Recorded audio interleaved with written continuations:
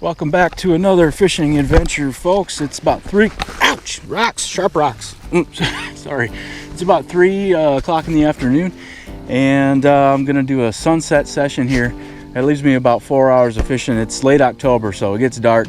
Sunset is 6:30. It'll be dark by 7, so just a short little sunset session here. I'll explain to you what's going on while I get baited up. Hook bait tonight is spicy sriracha tiger nuts. I'm going to be putting 2 of these little tiger nuts on each hair rig, and it's a pretty nice day today. It's about 60 degrees air temp, and the water temp is close to the same. It's about 60 degrees. The nights have been getting very cold, got down into the mid-30s last night, and expecting the first frost of the season tonight, getting down into even lower 30s. So that water temp is falling fast, and I'm trying to take advantage of that 60s degree water here. I am on a road trip. This is day 2 of the 3-day road trip. There's those 2 tiger nuts on the hair like I was talking about. I fished this same spot last night, had pretty good luck, caught multiple fish in the 20-pound range and a few teeners. Water clarity here is pretty great, but there's some junk floating in the water because it was a real windy day yesterday. It looks like there's some algae, a little bit. This pack bait is left over from a session that I did early this morning, and it needs a little bit of water. This oats pack bait stores well, but after a while the oats kind of absorb most of the liquid, and it just doesn't stick together very well. It just needs a couple of splashes of water just to rejuvenate it. And the bait is made of old-fashioned oats and a can of corn and some sweet feed pellets and a can of chili beans. That is a super secret pack bait recipe that only me, you, and about 50,000 other people on the internet know about. So keep it to yourself, okay? Because carp fishing is getting way too popular, and we need to tone it down a little bit. We need to discourage people from carp fishing because it's too crowded out here. And I know for some of you watching that might actually be the case. If you live in a big city, urban area, everywhere is crowded. Doesn't matter what you're trying to do. There's going to be just gobs of people everywhere. But personally, fishing in Iowa, in rural areas in Iowa, I have never ever come across another carp fisherman. In all my fishing, in hundreds and hundreds and hundreds of fishing trips throughout the whole region where I live, never met another carp fishing. Plenty of other fishermen of other types, but not carp. I have seen plenty of the bow fishing persuasion, though. There's no shortage of those. That is way more popular here than fishing with hook and line for carp. But although bow fishing is allowed at this lake, boats are not allowed at this lake, so that kind of cancels out the bow fishing for the most part. Don't see many people bow fishing from a kayak or a little small watercraft like that. So I'm going to be putting these about 30 to 40 yards out there in about 7 to 8 feet of water. That's where I threw some bait yesterday, some cattle cubes, just a little bit, not very much. I haven't baited at all today. I'm thinking there's going to be some residual stuff sitting out there that they didn't find last night. And just, you know, for my pack bait, I fished here last night too, so there's probably bits of my pack bait still hanging out there. I don't want to overdo it with the bait when the water temps start dipping down. Put out a ton of bait and the fish get filled up, and then they'll just go be on their merry way and just go hang out in some comfortable spot with the belly full of whatever I threw out there. And I want them to be hungry and go around and find anything they can and eat the hook that's laying there next to the bait. I experimented with some different depths and distances here last night, so that's the information that I'm going by with reference to where I'm going to cast here today. It does get to be, you know, a little bit deeper than 20 feet out there in the middle. This is a flooded valley, so it goes down into the middle and then it goes up the other side, but it's really gentle.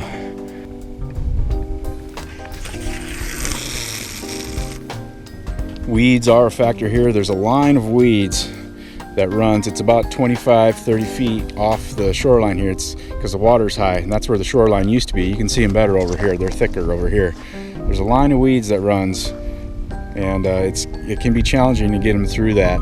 I was able to do it about 50% of the time last night. Yeah, my landing rate last night here was about 50%. I think I hooked 6 fish, but I landed 3. So yeah, it's not great, but you know, fishing with weeds. The ones that got away got snagged up in the weeds. I lost a couple of rigs in the process there. But based on what the satellite images look like historically, looks like this place is pretty unfishable from the bank in the summertime. It gets real thick weeds all along the perimeter, and you can see even on this stuff here it's waist high right now. I'm sure this was really bushy a month ago. A lot of it's died off. And that's why I'm here in October, waiting for the weeds to die off a little bit so I can fish from the bank. Last time I was here was in the spring before the weeds had come in, and it was a lot better, and I'll probably be back next spring. But yeah, the weeds are a big factor here. But I'm feeling, oh, watch out for the sharp rocks.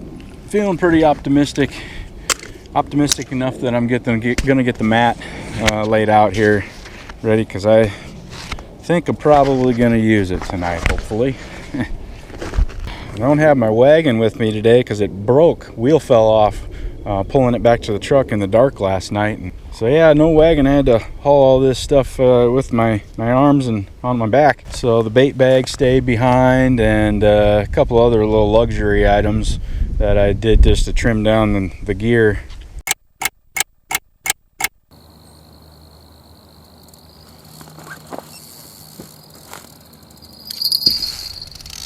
There we go. It's just a few minutes before 5 o'clock. I've been here for 2 hours. I was just thinking about getting up to rebait again on the hour. This was just a very slow, just slowly started going out and hasn't done much fighting at all yet. Pulling my rod straight up in the air because I want to pull that fish up near the upper part of the water column there. Hopefully stay out of weeds. He just swam across my other line. Oh, now you're going back the other way. You sneaky. That's a sneaky fish. Now he's in the reeds. This fish is in the reeds, straight out in front of me here. I'm gonna walk out and see how close I can get before my boots get overtopped. See him. Okay, he came out of it. No, come back. Don't go over there. My other line's over there. Oh, another fish just jumped. There must have been a group of them that moved in or something, because it's been nothing for 2 hours. No bites, no fish rising, nothing. This is a good fish. Yes.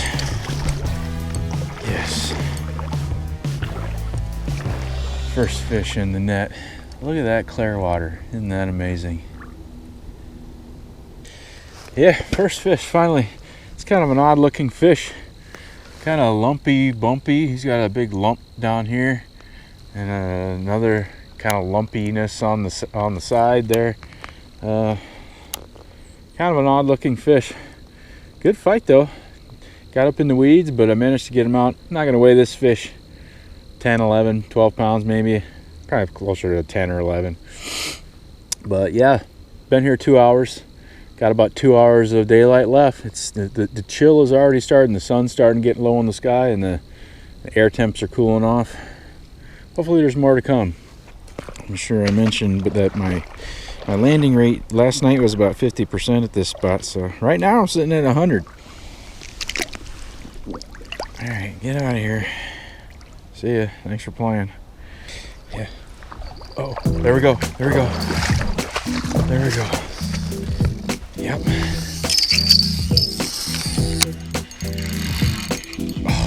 Oh. I had to talk about the catch rate, didn't I? Nice going, Tom. All right. I had that fish on for about 3 seconds. Got off. I don't know if the hook pulled out. Must have. Well, this is interesting. Here's the hair. The hook bait is gone, and the hook is turned back on itself and has gone through the leader line. Wonder how that happened. Looks okay now though. Oh yeah, nice and sharp. Yeah, hurry up and get this rebaited and get back out there. There's a group of them moving up into this arm of the lake right now, I think. Based on the average size of the fish that I've caught in here during my times here, I mean, there's got to be a 30-pound fish swimming around out there. There's got to be. Maybe I can catch him tonight. Get a new PB tonight? Yeah, that'd be pretty cool. Yeah. Just watched a video earlier of a guy who forgot to flip the bail before casting, and just, whoosh, the line just snaps and the whole rig goes flying. I've done that more times than I'd like to admit. Some guy recently commented on one of my videos, and the comment was, well, it was in like Croatian or something, different language that I speak, but I put it into the Google Translate, and it was the equivalent of what they said was less talking, more fishing. Thinking like, this is a video, dude. You watch a video of me just sitting there silent, waiting for a fish to bite, or a video of me just silently fighting a fish, and like not telling you anything useful or interesting. I mean, what a lame comment. But I replied to that comment, and I went and used the translator and translated it from English to Croatian so they would understand it. And my response to less talk, more fishing was less complaining, more learning. Because it seems like that's something that a chronic complainer just says. I mean, you don't want to hear people talking. What are you doing and watching YouTube then? I mean, even if you watch some like nature documentary on BBC or something, like, you're going to want a narrator telling you what's going on and what the wildebeest are doing, or why the lion is crouching down and what he's looking at. It's just...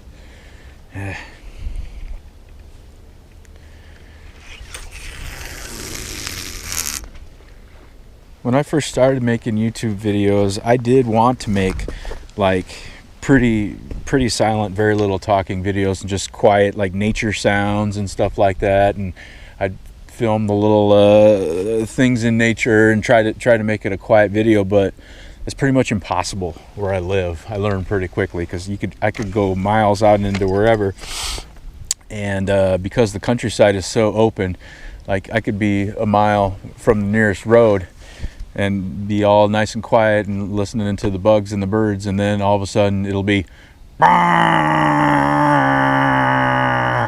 in the background of some farm semi doing air brakes, or some tractor noise, or somebody's loud pickup truck or whatever. It's impossible to shoot quiet videos where I live.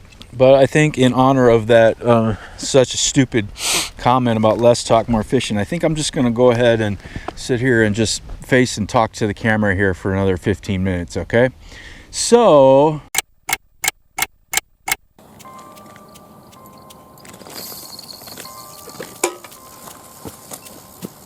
Here we go again. It's been 5 minutes. Should I shut up? No talking. No talking while you're fighting the fish. Let's talk more fishing. I was just making some more bait, because getting low. Seems like the fish are here finally. This feels like something bigger than that 12-pound or 11-pound fish that I just released. And he's swimming off to the right. He's going to cross my other line here in a second. Boy. Oh. Oh no. I feel the line rubbing on something. Yeah, this fish got into some weeds, I think. Fish is way down there, like way down there. Like it went off to the right and it just kept on going, and it's like down there beyond the reeds. I gotta go. I don't know if I should just stay here. He's kind of going back left.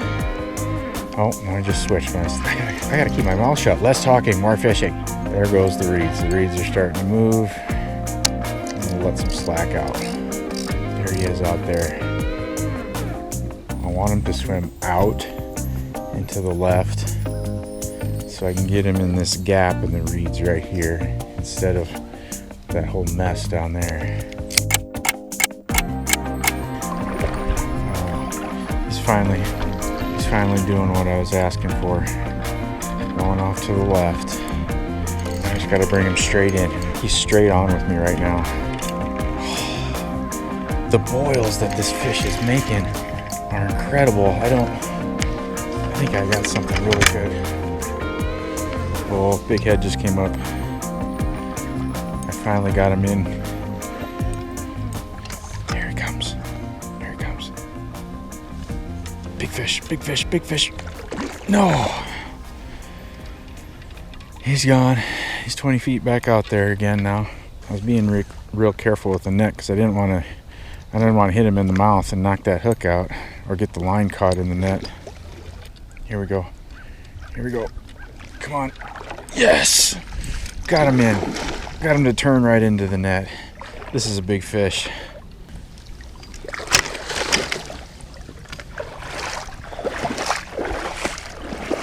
The fish was hooked in the skin right there. If I would have horsed him, that probably would have torn out there in the weeds. Look at that. This fish is definitely scale worthy. 0. Oh yeah, 23.5 in the net. Yeah, this is why I make these road trips, catch big fish like this. 23.5 in the net, and the net weighs 3 pounds. This is a 20-pound carp.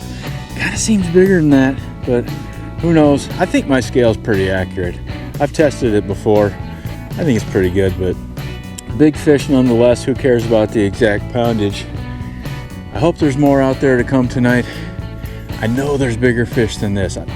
I've caught probably half a dozen fish like this from this lake, so the average size is just extraordinary. I'm hoping for a new PB from this lake. That's why I make this long road trip. Let's talk more fishing. All right. So long. See ya. And it's no surprise that the hook baits did not survive that fight. That hook got banged up too. That should hurt, and it does not. So I'm going to change it. And while I'm at it, I'm going to switch from a 3 to a 2. I just have a 3-ounce sinker on there from yesterday. It was windy. I've just been using the same one as yesterday, but the 2-ounce sinkers, I'll show you here. The 2-ounce sinkers are smaller, and when I'm dealing with weeds, I found that the 2-ounce ones, will pull through weeds a little bit better than the larger 3-ounce ones. So when I'm fishing weedy areas, the 2-ounce ones are my choice. If I can get away with it, if I don't need to be weighting down my rig. Just about out of this. What is this? Corn and beans pack bait, and the next batch I was going to make is fruit cocktail. I think I had just dumped the can of fruit cocktail. I'll show you that in a minute here after I get this rebaited and cast it out. Yeah, here's the fruit cocktail. I just dumped it in there. It's just fruit cocktail, and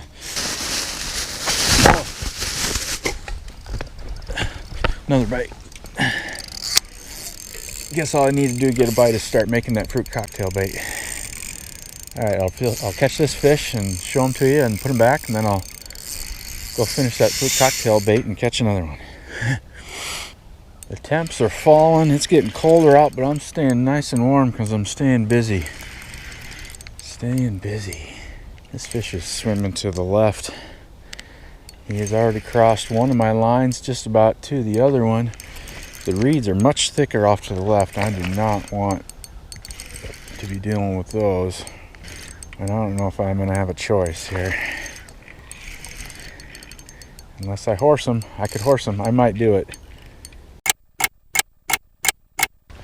This is a smaller fish, and I was able to horse him out of those reeds a lot easier than that big boy.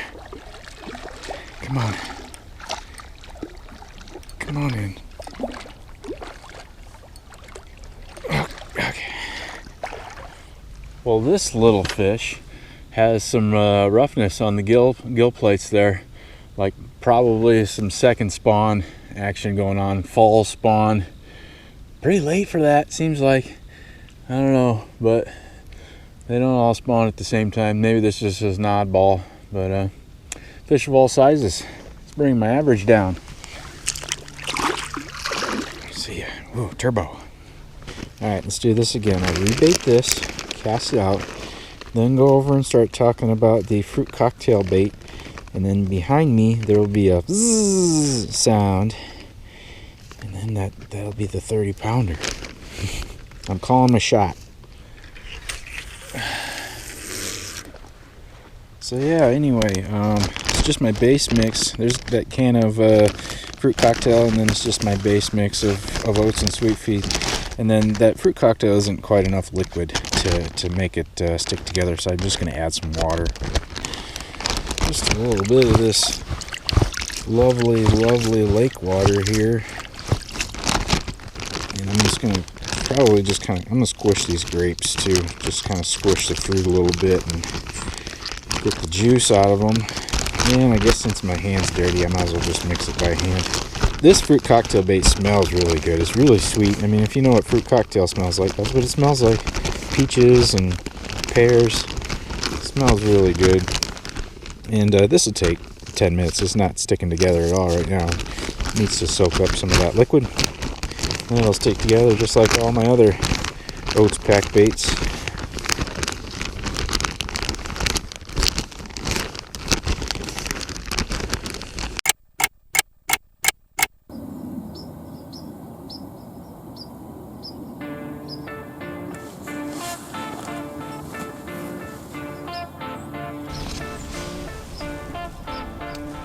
Yes, sir. Yes, sir. On.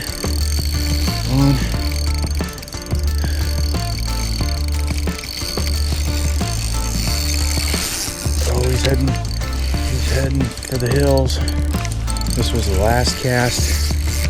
Sun is down about 10 minutes ago, and just in the twilight here, it's getting real cold. And I'm gonna get out of here as soon as it gets pitch black. Fish seems like it wants to go off to the left. I guess I'll let it. Seems big, and I don't want to try and horse too much. This is on the fruit cocktail bait. I like it all. Fruit cocktails is a classic. Greatest hits. Carp bait. Seems like a big fish. I got him right here. He's like 30 feet in front of me here on the edge of the reeds there. And I haven't been able to move him for several minutes here. He just won't come in. I'm not going to horse him in. Oh, it's a big fish. It's a big fish indeed. It's been getting darker and darker while this fight's happening here. I can hardly see anything. Oh, big head just came out. Big head.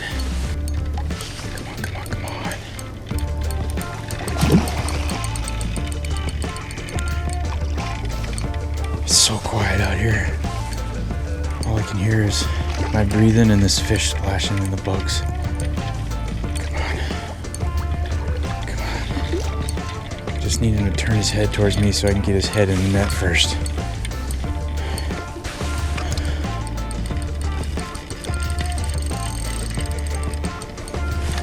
This is it. Oh. He was turned the right way, but he saw that net coming at him.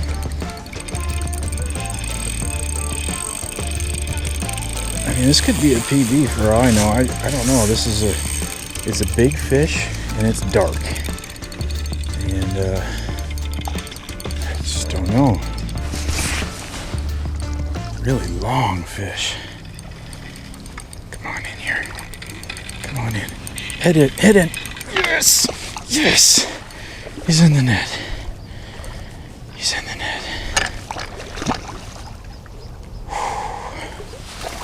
Oh. Big fish of the day, easy. Oh. This is one of those fish that's got me shaking. This is a good fish. 0. 12. 25? 25.5? Well, it's not a PB, but it is a giant fish nonetheless. 25 and a half in the net, -3, so that's a 23.5 pound common carp caught in the dark. Sun's down, it's dark, and you know, unless one of these lines behind me starts screaming off here in the next minute or so, I think this is going to be the end of the session. And what a great way to end it, huh? Wow, what a beast. There's not big numbers of fish tonight, but there's big sizes. Amazing, amazing. Let's talk more fishing. Thanks for watching, I appreciate it. See you on the next one.